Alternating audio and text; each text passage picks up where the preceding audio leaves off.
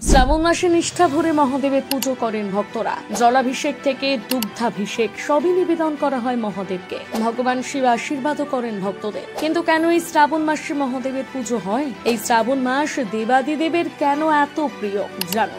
এখন চলছে বাংলা ক্যালেন্ডারে শ্রাবণ মাস, আর এই মাসে অমরনাথ থেকে তারকেশ্বর সমস্ত প্রান্তে থাকা ভগবান শিবের মন্দিরে পুজোর ডালা সাজিয়ে পৌঁছে যাচ্ছেন ভক্তরা। ভগবান শিবের মাথায় এবারও জল ঢালতে দূর দূরান্ত থেকে ছুটে আসছেন মানুষেরা। কথায় আছে শ্রাবণ মাসে নাকি বাবার মাস, বাবার মাথায় জল ঢাললে ভক্তদের আশীর্বাদ বর্ষণ করেন তিনি। সারা বছর তো শিবকে পুজো করা হয়, তবে কেন শুধু শ্রাবণ মাসে পুজো করলে দেবাদিদেব এত তুষ্ট হন? এর নেপথ্যে রয়েছে এক পৌরাণিক কাহিনী। দেবাদিদেব মহাদেব হলেন পরমেশ্বর, তিনি সৃষ্টির আদি, তিনি অন্ত। বিশ্বাস করা হয় যে বিশ্ব ব্রহ্মাণ্ডের বীজ তারই সৃষ্টি। তবে মনে করা হয় দেবাদিদেব শ্রাবণ মাসকে বেশি পছন্দ করেন।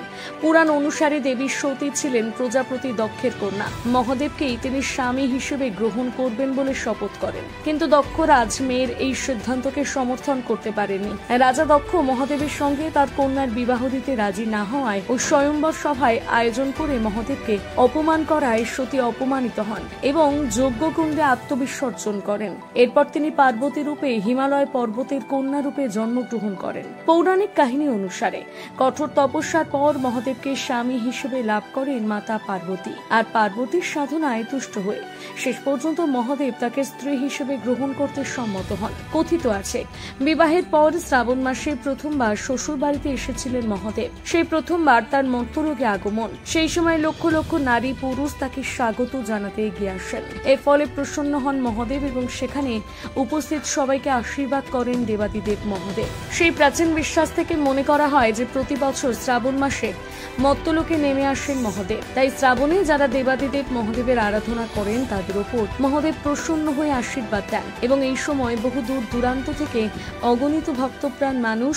মাকে কলসি ঝুলিয়ে বিভিন্ন শিব মন্দিরে গিয়ে শিবলিঙ্গে অর্পণ করলে অত্যন্ত প্রসন্ন হন দেবাদিদেব। আবার মতান্তরে বলা হয় শ্রাবণ মাসে দেবতা ও দানবদের মধ্যে সমুদ্র মন্থন হয়েছিল। সেই সমুদ্র মন্থনকালে সমুদ্র থেকে উঠে আসা হলাহল বিষ পান করে পৃথিবীকে রক্ষা করেছিলেন মহাদেব।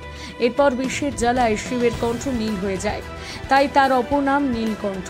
সে সময় মাতা পার্বতী মাতৃরূপে মহাদেবকে দুধ পান করিয়ে বিষ থেকে তাকে মুক্ত করেছিলেন। তখন শিবের কষ্ট নিবারণের জন্য সমস্ত দেবদেবীরা তার মাথায় জল ঢালতে শুরু করেন। এই কারণে শ্রাবণ মাসে শিবের জলাভিষেক এবং দুগ্ধাভিষেককে এতটা গুরুত্ব দেওয়া হয়।